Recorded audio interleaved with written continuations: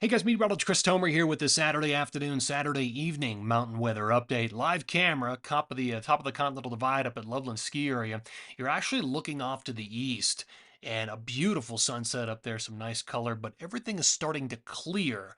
Winds are changing direction, drier air is moving in. We're getting some clearing up there. I think tomorrow is going to be totally sunny up there, totally dry across Colorado, and it's all because of this storm system it's lasted like 3 days over New Mexico and Colorado. Well, this is just the last little slivers on radar of rain, snow coming out of Wyoming, and then it's done.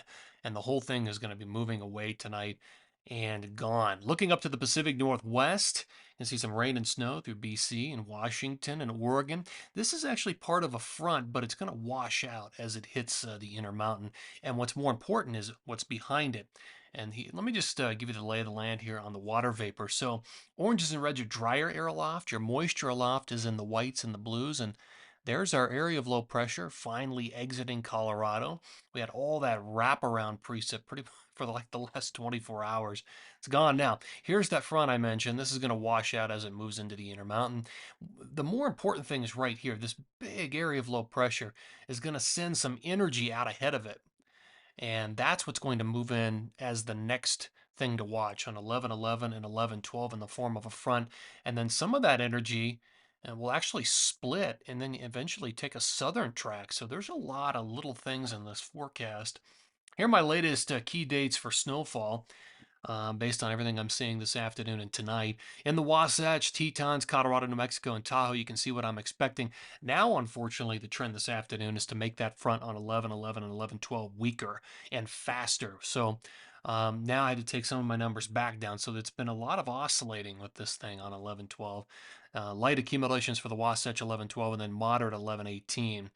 New Mexico, your next shot is way down the road at 11/17, 11/18. That looks to be heavy because of that southern track component. Should take that storm right into the southern tier. Tahoe, now I've got three batches of snow in the forecast: 11/11, 11/14, 15, and 11/17. So good stuff there. All right, here's the latest forecast radar and satellite. So this is at 5:30.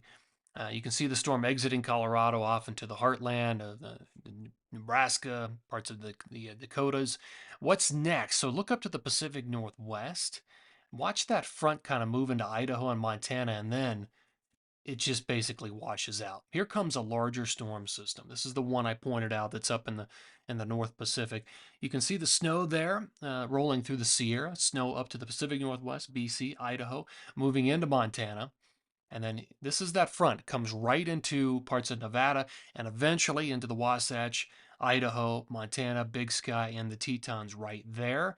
But notice how fast it moves through. It's so fast, it's going to be tough to accumulate anything big. And then it moves into Colorado there on 11/12 in the afternoon, and then it's gone.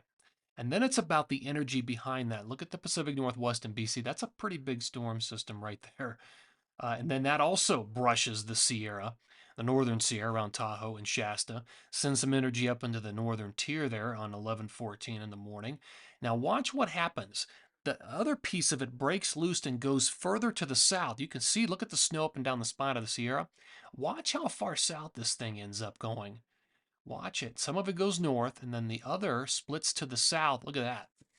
On 11/17, it comes up from the south, spins up into an area of low pressure over the four corners, and we're looking at snow in southern Utah, Arizona, New Mexico, Colorado on 11/17, and look at it explode on 11/18. That's a big spin up with a lot of snowfall for parts of New Mexico, Colorado, even parts of Wyoming. May get in on this. And look what happens behind it. There's another storm system with snow all the way from BC down the coast, all the way down to the Sierra. So that pattern means business. Last animation right there takes us into 11/18 late in the day, and you can see it's cold enough for pretty much snow everywhere across the west. If this big trough moves in with these storm systems, it looks pretty good during this time frame. Okay, here's my latest snow forecast. Rest of tonight through tomorrow, there's really not much on the map. It's all across BC and the northern tier, very light. Here's the active time period. A couple of things to point out: 11/11 through 11/18. The Sierra, anywhere from 8 to 12 inches, and that's from like two different storm systems. In Colorado, you're going to get some snow from the cold front on 11/12, but the bigger numbers come from that southern track storm, which moves in like 11/17, 11/18. That's going to be a pretty big storm if it sets up like that, but we could be looking at double digits in Colorado. Anywhere in purple's over a foot. Now, up into parts of Idaho, looking good, 8 to 12. Brought the numbers down a little bit for the Tetons and the Wasatch. And you can see the numbers there anywhere from 5 to 6, 7, maybe 8. Northwest Montana, 5 to 10. Big numbers in BC. Anywhere in pink is over a foot, and we could be looking at 1, 2, maybe even 3 feet of snow in some areas. Good snow for the interior as well of BC up around Revelstoke and down to Red Mountain. So that's going to be a big time period with two, maybe even three storm systems to watch. So love seeing that. All right, guys, thanks for tuning in here to this Saturday afternoon, evening update. Appreciate it. Take care and have a great night.